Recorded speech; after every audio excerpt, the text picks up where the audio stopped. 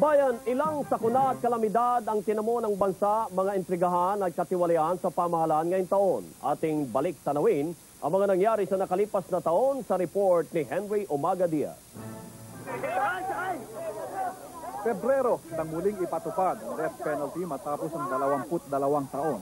Sa kabila ng matinding pagsusol ng simbahang Katoliko, itinuloy ng Pangulong Estrada ang pagbitay sa pamagitan ng lethal injection sa 38 taong gulang na convicted rapist na si Leo Echegaray.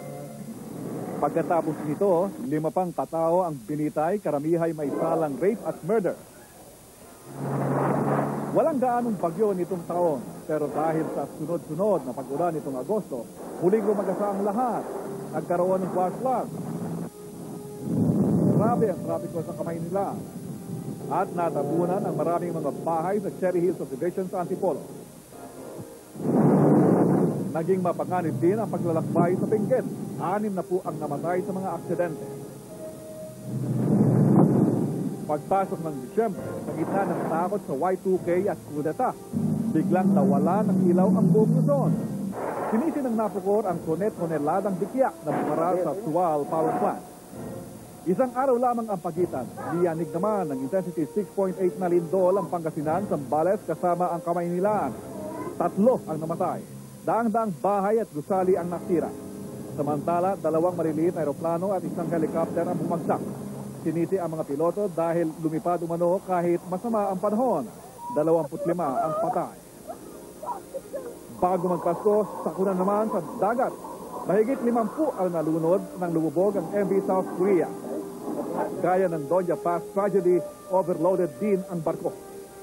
Sa larangan ng politika, kung popularidad ang pag-uusapan, hindi maganda ang taong 1999 kay Pangulong Erap. Mula 69% rating noong Enero ng 1998, bumagsak ito ng hanggang 5% nito lamang Disyembre. Kabilang sa mga sinisisi, mga advisors at ilang miyembro ng kabinete, ang sapilitang pagsulong sa tsa-tsa sa kabila ng oposisyon at ang patuloy na pagtaas ng presyo ng langis, gayong hindi naman tumaas ang sahod. Pananaw ng mga taong bayan, mukhang yung economic growth natin hindi pumupunta sa kanila. Naka-ignore ang kaliwa. Sinugot ng CBP-NPA ang ilang opisyal ng pulis at militar. Kinagisan naman ng ABB ng bomba ang tanggapan ng Chef. Kung hindi niya papalitan yung pamalalakad niya at saka yung ibang cabinet members niya, itong mga problema natin, maiiwan pa. Ilang oras na lang, bagong taon na. Pero walang mangyayaring pagbabago sa pagpasok ng bagong milenyo kung wala ring magbabago, lalong-lalo na sa mga opisyal ng pamahalaan. Para sa TV Patrol, Henry Umaga Diaz, ABS-CBN News.